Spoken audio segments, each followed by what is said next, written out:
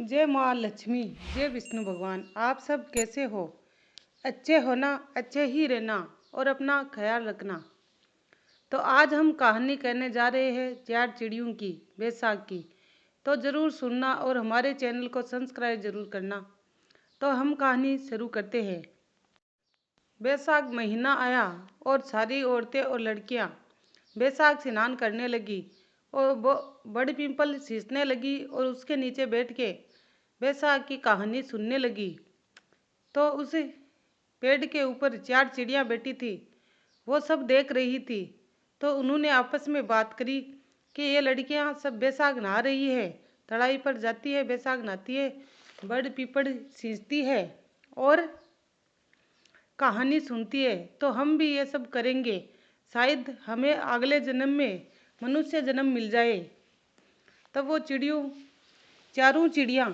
चारों बहनें थी, वो शुरू हो गई। बड़ी बड़ी चिड़ी थी, वो बैसाख नहाती थी और उसके साथ में वो तीनों भी जाती थी और वो बैसाख नहाती थी और एक टाइम खाना खाती थी। उससे छोटी थी, वो बैसाख तो नहाती थी, बड़ पीपड़ भी सींचती थी, लेकिन उससे खाना भूखा नहीं रहा जाता था। उसने कहा, भाई मैं सब कर लूँगी लेकिन खाना दोनों टाइम ही खाऊंगी। तीसरी चिड़िया थी, वो बोली, तुम दोनों कहानी सुनोगी तो मैं तुम्हारा उखाड़ा दे दूंगी। चौथी थी, बोले मैं तो ना उखाड़ा दूंगी ना कहानी सुनूंगी, हाँ सुन लूँगी ज़रूर लेकिन उखाड़ा नहीं दूंगी, मुझसे नहीं दिया जाता और ना ही ये बैसाख मुझसे नहाया जाता। ऐसे करके वो रहती तो उनके साथ ही थी, उससे सिर्फ कहानी सुनाई देती थी लेकिन वो उखाड़ा कभी नहीं देती थी।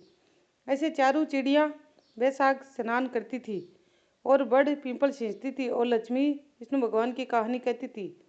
तब एक दिन बहुत जोर से सूंटा आया और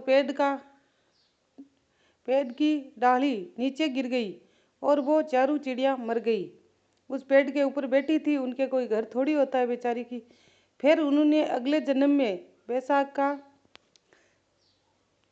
जन्म में वो मनुष्य जन्म में आ गई। तब वो राजा के घर में जन्मी और फिर वो वैसे ही बैसाख स्नान करने लगी। बड़ी बहन को सब पूछते थे और बड़ी ही सुंदर, बड़ी रूपमती थी। उससे छोटी बहन थोड़ी कम सुंदर थी, उससे छोटी थोड़ी और कम सुंदर थी। ऐसे वो चारों बहनें ही एक ही घर में पैदा हुई। तो बड़ी वाली को सब याद था कि हम बैसाख स्नान करते थे, इसीलिए हमें आज मनुष्य जन्म मिला है और हम राजा के घर में जन्मे हैं। तो हमें हमारे नियम नहीं छोड़ने चाहिए।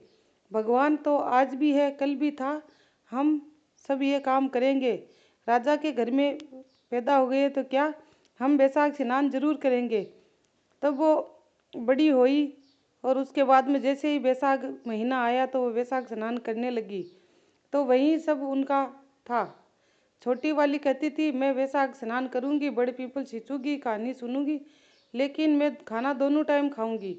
उससे छोटी कहती थी, भाई मैं तुम्हारे साथ साथ चलूंगी, उखाड़े दे दूंगी, लेकिन मुझसे ना तो बात कही जाती, ना बैसाख स्नान किया जाता। तीसरी वाली, मैं तो सुन जरूर लूँगी लेकिन ना तो उखाड़ा दूंगी, ना बात कहूँगी और ना बड़े पिंपल छींचूंगी।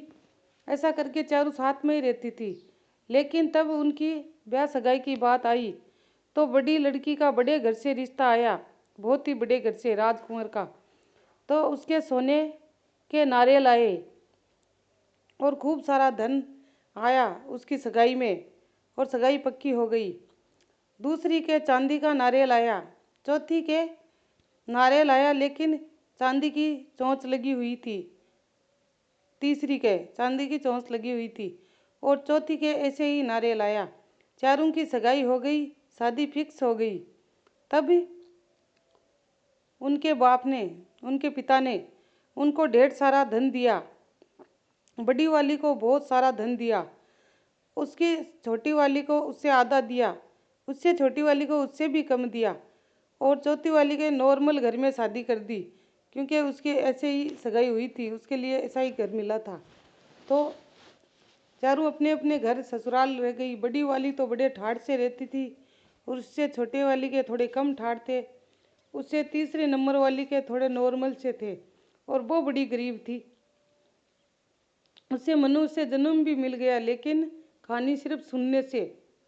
लेकिन वो इतना ज़्यादा पैसा नहीं था उसके पास।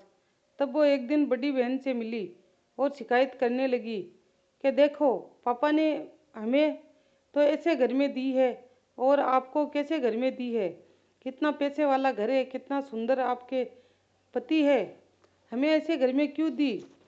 तब उसने कहा, देखो, तुम जब चिड़िया थी तब भी ऐसे ही आलस्य आलस्य किया करती थी, और तुम जब मनुष्य हो गई तब भी ऐसा ही करती हो। मैंने तुम्हें चिड़िया जन्म में भी समझाया था कि तुम बैसाख नहाओ, लेकिन तुम नहीं नहाई।